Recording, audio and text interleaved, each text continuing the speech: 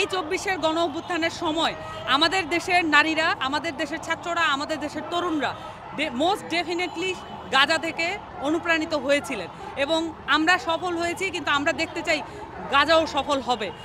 বাংলাদেশ থেকে অসংখ্য যোদ্ধা সেখানে যুদ্ধ করতে গিয়েছেন। বাংলাদেশের আসলে একটা অনেক আগেরই কানেকশন আছে এই প্যালেস্তাইনের।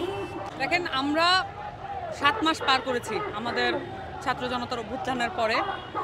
আমরা খুব কাছ থেকে দেখেছি যে নিজের জনগণের উপরে এয়ার স্ট্রাইক এটা কি পরিমাণে বেদনাদায়ক এবং কি পরিমাণে ভয়ঙ্কর হতে পারে।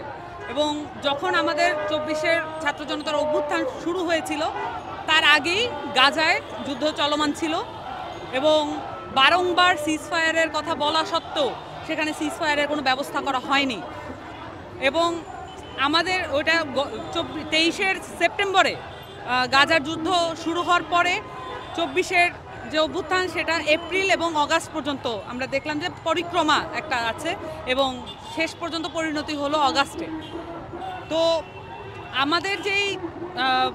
আমাদের যে জাতিগত লড়াই সংগ্রামের ইতিহাস আছে সেটার সাথে বাংলাদেশের আসলে একটা অনেক আগেরই কানেকশন আছে এই প্যালেস্তাইনের যে সংগ্রামী জনগণ তার যে সংগ্রামের ইতিহাস আছে সেইখানে অংশগ্রহণ করতে বাংলাদেশ থেকে অসংখ্য যোদ্ধা সেখানে যুদ্ধ করতে গিয়েছেন এবং প্যালেস্তাইনের যে মর্মবেদনা সেটা আমরা আমাদের জাতিগতভাবে আমরাও বোধ করি এবং আমরা মনে করি যে পুরো বিশ্বের প্রত্যেকটি নিপীড়িত গোষ্ঠী একে অন্যের পরিপূরক, একে অন্যের শক্তি, একে অন্যের ইন্সপিরেশন।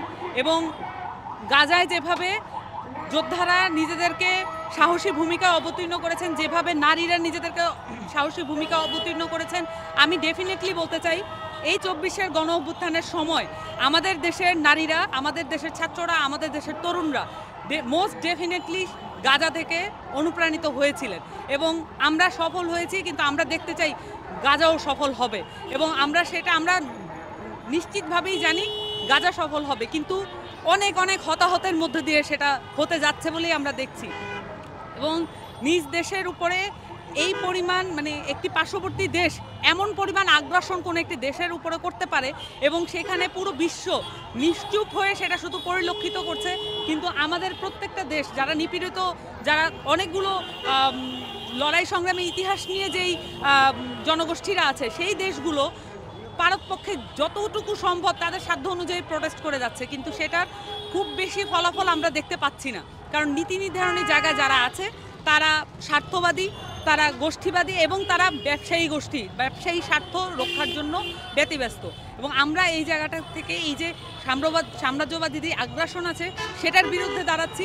আমরা যেই নিপীড়িত জনগণের উপরে যেই ধরনের অপারেশন, পুরো সিস্টেম্যাটিক অপারেশন যেটা করা হচ্ছে সেটার বিরুদ্ধে দাঁড়াচ্ছি এবং সেই সাথে আমাদের সমর্থন এবং আমাদের দোয়া এবং সেই সাথে আমাদের যে আকাঙ্ক্ষা যে প্যালেস্তাইন মুক্তি পাবে একদিন, সেই জায়গাটা আমরা আজকে বলার চেষ্টা করেছি। For more updates, follow us on Facebook, subscribe our YouTube channel, get the latest update on www.daily-sun.com.